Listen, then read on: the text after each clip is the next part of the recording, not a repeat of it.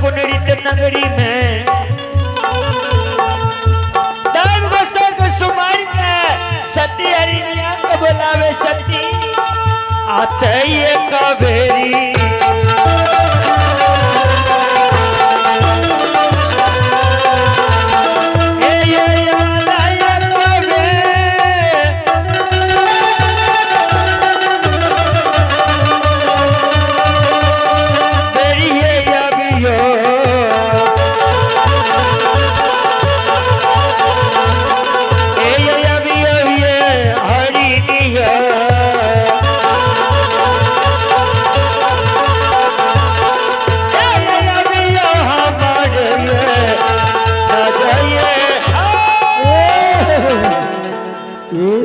सुतागर भगवान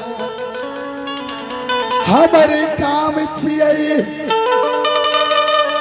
नित्य प्रतिदिन काचे बांस के काट लावे छिए लंबे लंबे पुर काट काट के कम कमचा बना के दुआरी गिना घर में सगरे लाइन दे और रच रच के हमारे अर्धांगिनी धर्म पत्नी सती हरिनिया दोनों व्यक्ति मिल के छिट्टा दौरा दौरी सुप्ती मोनी बनाए ले छिए अनित प्रतिदिन सुगागन बाजार बेचे के लिए जाए और भगवान बाबा धर्मराज की भक्ति भजन हमारे काम करे के छिए ऐ भक्त हम अपना सती हरिनिया के बोलबे छिए और बोला के ओकरा से कुछ विचार रह ले छिए ऐ के बाद दोनों व्यक्ति मिल के सूरजागन बाजार जाए के दौरा दौरी बेचे के छे यो पनियार साहब दियोन सुर दियोन कहाँ भूल गए सबटा हेलो आए दलिया खबरिया रानिया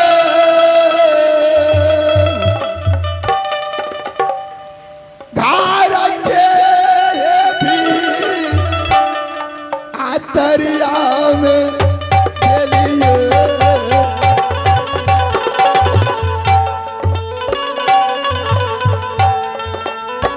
लांगन प्रेम हाल में भेलिया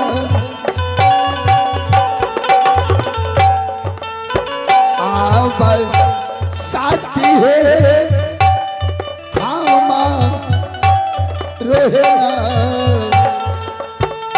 देखा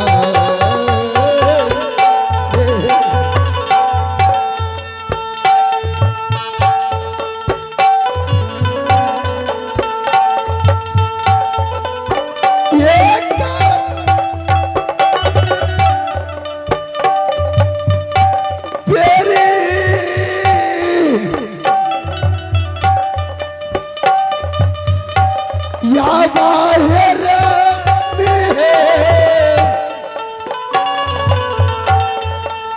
हमारा ये न जा दिखता है अभी हो एक तक न चाहे दिखता है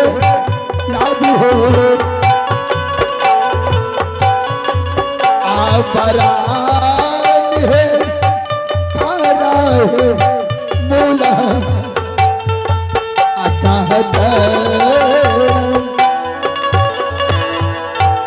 आइए एक महादानी का नाम सुने। आप हैं श्री सुरेश कुमार, आप हैं श्री सुरेश कुमार मनीष कुमार स्थानीय निवासी, जो कि शानदार भगवान के दरबार में माँ भगवती के दरबार में 51 रुपए के दान दिए हैं। आइए इन दानी महान दानी को बाबा धर्मराज की ओर से लाख लाख धन्यवाद। जय हो दानी दाता की जय हो। आहे कबीरी या दुलारी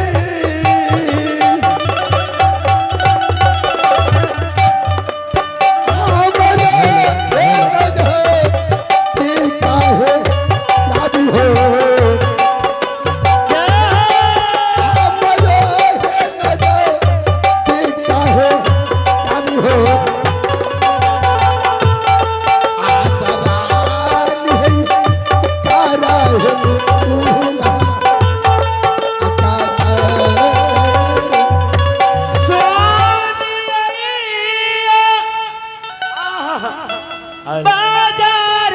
दाईबा सामी तेरी यहुआ के या सोने जैया बजाए दीदी सा स्वामी जिए भी यहुआ के या सोने जैया बजाए दाईबा स्वामी जी है भी यहुआ के या किया भला जरूरी पड़ल कोना दिखना गरम या ये कबीरी या बहरानी है हमारो न जाती काहे एक कबीरी या बहरानी हमारो है ना काहे भागल रे चल गए देवा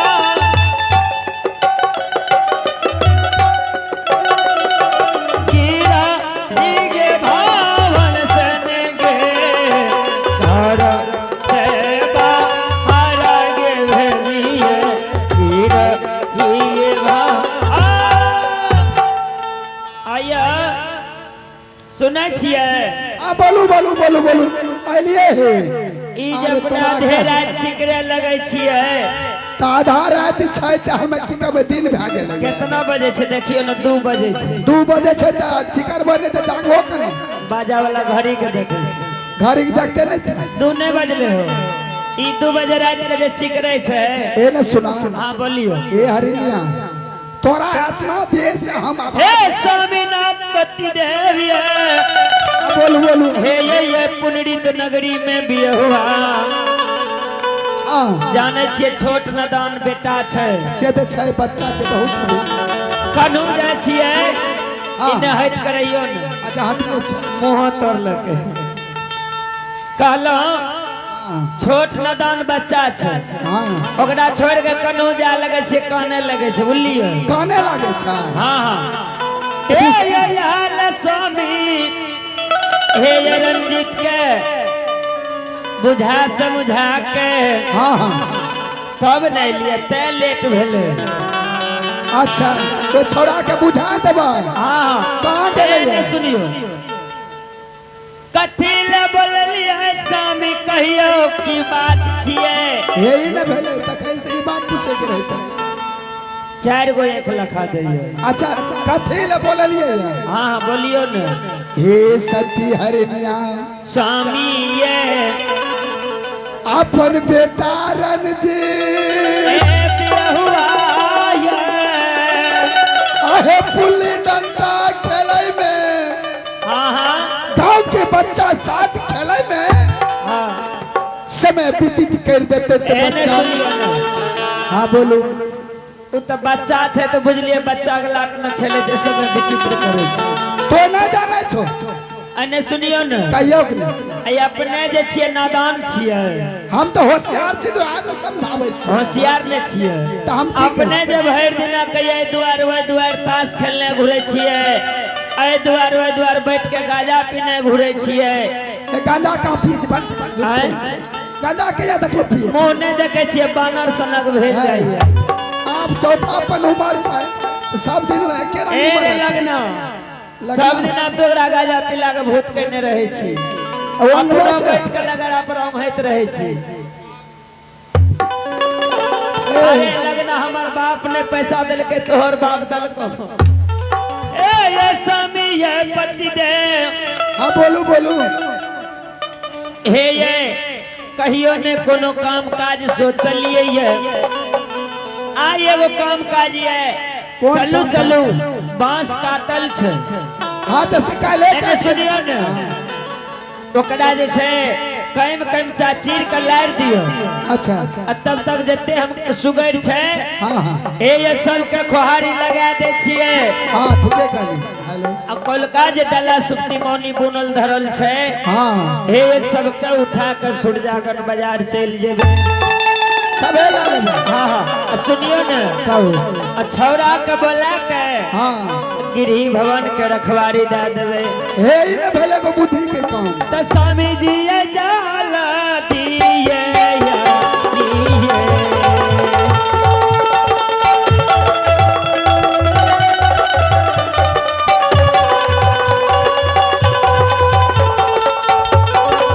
ए दिया हुआ ये जाला दी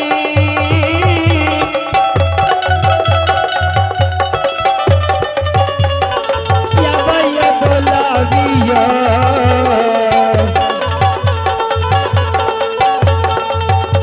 बोलाविया है दिया हुआ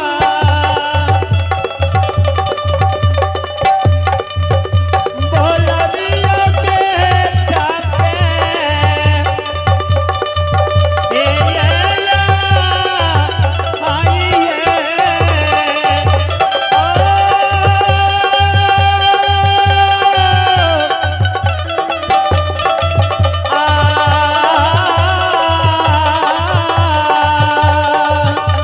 जाहे माँ भगवती आये जला दिया एहे हे ये बोलाविया बोलाविया सब बिया हुआ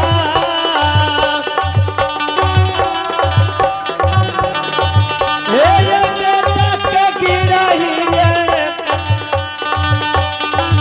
हे ये भान से अरे ये के मेरे बेरिया रे मेरे याबी है रे रंजीता रे राजा बोला